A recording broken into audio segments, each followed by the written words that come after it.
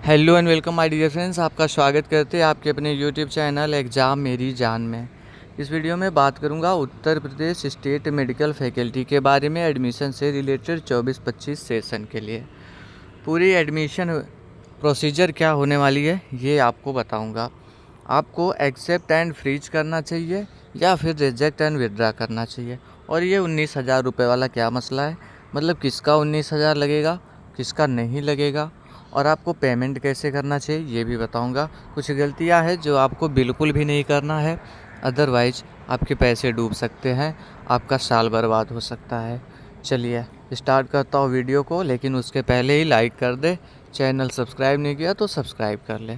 Telegram join कर सकते हो, डिस्क्रिप्शन में लिंक है। चलिए स्टार्ट कर लेते हैं। सबसे पहले तो स्टेट मेडिकल फैकल्टी की ऑफिशियल वेबसाइट पे चले आओ, अपना अलॉटमेंट रिजल्ट देख लो। और देखो दोस्तों, जो 19,000 रुपया सबमिट करना है ना, वो आपको 10 अगस्त तक में कर देना है। ये 19,000 रुपया, बात समझ में आ रही क्या? चलिए दूसरी चीज़, अभी कुछ लोग बोलेंगे मेरा अलॉटमेंट रिजल्ट शो ही नहीं कर रहा, तो इस पर क्लिक कर लो। Log in for registered users click है। पूरा स्टेप बाय स्टेप समझाएंगे। इधर एप्लीकेशन आईडी, इधर पासवर्ड, और नीचे कैप्चा फिलअप करके लॉगिन कर लो। ध्यान रहे फ़ोन डेस्कटॉप साइट में कर लेना, ठीक। मेरा डेस्कटॉप में ऑलरेडी होगा, हमेशा डेस्कटॉप में रहता है। इससे क्या होता है, पीसी के मोड में ओपन होगा। अब देखिए, इतना कुछ करने के बाद भी अगर आपका नहीं शो हो रहा है तो इसका रीज़न है। अभी दोस्तों मैं दोपहर में देख रहा था, 3-4 फ़ोन से देख रहा था, नहीं हो रहा था। पीसी से देख रहा था, नहीं हो रहा था। फिर फाइनली एक फ़ोन, मतलब वही नया वाला फ़ोन होना चाहिए, 5G फ़ोन हो तो आपका शो हो जाएगा, ठीक। ये साइट में इश्यू नहीं है, नेटवर्क इश्यू है, ज़्यादा नेटवर्क चाहिए इसको। बात समझ में आ रही क्या? चलिए डिटेल्स फिलअप करता हूँ, आगे ओपन करता हूँ। फिर दोस्तों कुछ ऐसा इंटरफेस आ जाएगा, हेल्प डेस्क का, काउंसलिंग रजिस्ट्रेशन का, चॉइस फिलिंग का, डिसीजन मेकिंग का। तो हमको डिसीजन मेकिंग पर क्लिक कर लेना है, ठीक है। उसके बाद में ऐसा इंटरफेस आ जाएगा, click here to view allotted seat, उस पर क्लिक कर लेना है। अब देखिए, ये जो हमारी कैंडिडेट हैं, इनको सीट अलॉट हो चुका है डिप्लोमा इन ऑप्टोमेट्री के लिए सहारनपुर में कॉलेज, अनरिजर्व की सीट पर। अब इनसे बोला जा रहा है 19,000 रुपया सबमिट करने के लिए। मैं आपसे बोलूँगा दोस्तों, ये जो पेमेंट वाला मसला है, पहली चीज़ तो देखो पेमेंट किसको करना है। जिन्होंने इसके पहले ऑलरेडी कर दिया था, अलॉट में रिजल्ट डाउनलोड कर लिया था 19,000 रुपया देकर, आपको कुछ नहीं करना, आपको पेमेंट नहीं करना है। बात समझ में आ रही? नहीं समझ में आ रहा, दोबारा पेमेंट मत करो, बिल्कुल मत करो। मैं आपको प्रोसीजर समझा रहा हूँ, उसको समझने की कोशिश करें, ठीक है। जल्दबाजी कोई नहीं है, टाइम दिया है फैकल्टी ने आपको। बात समझ में आ रही? और ये जो पेमेंट है, यहाँ जो लिखा हुआ है ना कि त्रुटिवश हो जाता है तो रिफ़ंड कर दिया जाएगा, होगा रिफ़ंड, लेकिन आपको ना परेशान हो जाना होगा। और बैंक तक पैसा रहे तो पहुँच जाता है, मतलब आप तक आ जाएगा, लेकिन फैकल्टी तक जाएगा ना तो दुनिया का नाटक होगा। हेल्प डेस्क में भेजो, ये करो वो करो, करते करते आप परेशान हो जाएंगे।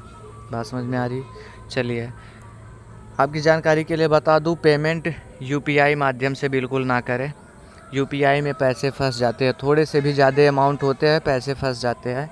आप यूपीआई से ना करें, डेबिट कार्ड से करें, क्रेडिट कार्ड से करें, नेट बैंकिंग से करें, लेकिन यूपीआई से ना करें। अभी आप जाएंगे, पेमेंट फंसा रहेगा, फिर बताएंगे हमको ऐसे ऐसे हो गया, तो हम भी वही, जैसे है ना कस्टमर सर्विस वाले उधर फैकल्टी वाले, तो मैं भी वही आपसे बोलूँगा, हेल्प डेस्क में कंप्लेन कर दो। इससे ज़्यादा मैं आपकी हेल्प नहीं कर पाऊँगा, तो यूपीआई से ना करें, बेहतर होगा आपके लिए। पेमेंट मोड सेलेक्ट करें। दूसरा नीचे जो ऑप्शन है आपके लिए, कहाँ पे गया, थोड़ा ऊपर हो जाओ, ये accept and freeze, reject and withdraw, ये दो ऑप्शंस देखने को मिल रहे होंगे। तो अगर आपको कोर्स और कॉलेज दोनों पसंद है, सेटिस्फाइड है आप उससे, तो एक्सेप्ट एंड फ्रीज सेलेक्ट करिए और पेमेंट कर दीजिए 19,000 का। पेमेंट कैसे करना ऊपर बता दिया मैंने, ठीक। एक्सेप्ट एंड फ्रीज करके पेमेंट कर दो। और ध्यान रहे, जो भी करते जा रहे हो सबकी रसीद रखते जाना। बात समझ में आ रही? सब कुछ लगेगा डॉक्यूमेंट वेरिफिकेशन में। दूसरी चीज़, अगर आपको कॉलेज या कोर्स कुछ भी, मतलब दोनों में से कुछ भी या दोनों ही पसंद नहीं आते हैं, तो रिजेक्ट एंड विड्रा ये ऑप्शन दिया हुआ है, इस पर आप क्लिक कर सकते हैं। लेकिन आपकी जानकारी के लिए बता दूं, 5,000 रुपया डूब जाएगा आपका। बात समझ रहे क्या? रिजेक्ट एंड विड्रा आपने कर दिया, जो सिक्योरिटी फ़ीस 5,000 दिया आपने, नेक्स्ट काउंसलिंग में पार्टिसिपेट करने जाओगे फिर से 5,000 रुपये लगने वाला है। बात समझ में आ गई। और मैंने आपसे क्या बोला था कि कॉलेज और कोर्स वही सेलेक्ट करना जो स्टूडेंट्स चैनल पे हैं पहले से, उनको मालूम होगा। मैंने यही बोला था जो कॉलेज जो कोर्स आपको करना हो सिर्फ़ और सिर्फ उसी को प्रेफरेंस दे, क्योंकि अपग्रेड का झंझट फैकल्टी में पहले आ चुका है और फिर से आपके सामने है। ठीक है, अब जिनको अपग्रेड करने जैसी समस्या आ रही उनके लिए मेरे पास में अभी कोई सॉल्यूशन नहीं है। आप फैकल्टी में कॉल करेंगे वर्किंग टाइम में तो वो लोग कुछ शायद सजेशन दे, बाकी मैं कल अपने स्तर से पता करूँगा फिर से। बाकी फैकल्टी में उल्टा सीधा चलता ही रहता है। कोर्स कॉलेज पसंद नहीं तो आप अभी कुछ मत करिए, ना एक्सेप्ट एंड फ्रीज करिए, ना रिजेक्ट एंड विड्रा करिए। लेकिन जो लोग सेटिस्फाइड है अपने कोर्स से, अपने कॉलेज से, वो लोग पेमेंट कर दें। और जो स्टूडेंट्स हमारे हैं 19,000 रुपये ऑलरेडी सबमिट कर चुके हैं, आप एक्सेप्ट एंड फ्रीज पे जाइए, पेमेंट मोड आएगा, वो सब स्किप करते हुए आगे बढ़ते चले जाए। ऑप्शन दिख जाएगा आपको, पेमेंट नहीं करना पड़ेगा। बात समझ में आ रही। अब जैसे ये जो स्टूडेंट्स हैं, मुझे इनका तो नहीं पता कि इन्होंने एक्सेप्ट एंड 19,000 रुपया ऑनलाइन सबमिट किया था या नहीं किया था, अब ये डिटेल नहीं होगी। और ये अपनी सीट से सेटिस्फाइड है नहीं है तो मैं किसी दूसरे की आईडी से रिस्क नहीं ले सकता, प्राइवेसी का ध्यान रखता हूँ बिल्कुल। ठीक, अब मैं ये स्टूडेंट्स भरोसे के साथ हमको सेंड किया अपना डिटेल्स, तो मैं बिल्कुल कोई छेड़खानी नहीं, जो करना होगा यही करेंगे। ना मैं एक्सेप्ट एंड फ्रीज करूँगा, ना रिजेक्ट एंड विड्रा करूँगा, और ना ही इनका पेमेंट मोड देखने जाऊँगा, कुछ भी नहीं। बात समझ में आ रही क्या? तो इसको आप खुद से देखेंगे। अगर किसी स्टूडेंट्स का ऐसा डिटेल होता मेरे पास जिन्होंने 19,000 रुपया पहले सबमिट किया था तो आगे मैं आपको अच्छे से एक्सप्लेन कर पाता, लेकिन अभी मैं यहाँ मैं आपको कोई मतलब सजेशन नहीं दे सकता। लेकिन आप जाएंगे, जो मुझे पता है, आप जाएंगे डिटेल्स देखते हुए आगे ऐसे बढ़ते चले जाए पेमेंट मोड सेलेक्ट करके। लेकिन फाइनली एक स्टेप ऐसा आएगा जहाँ पर पेमेंट आपको नहीं करना रहेगा, डायरेक्ट से अलॉटेड कॉलेज जो है उसको डाउनलोड कर पाएंगे। अब दूसरा क्वेश्चन इसमें हो जाता है कि सर डॉक्यूमेंट्स क्या कुछ लगेंगे। तो देखिए डॉक्यूमेंट्स पर ऑलरेडी मैंने वीडियो दे रखा है, बिल्कुल परेशान नहीं होना। पीडीएफ भी टेलीग्राम पे पड़ी हुई है, वो डॉक्यूमेंट्स लेकर के जाओ, एडमिशन प्रोसीजर कंप्लीट करो, कोई प्रॉब्लम नहीं आने वाली है।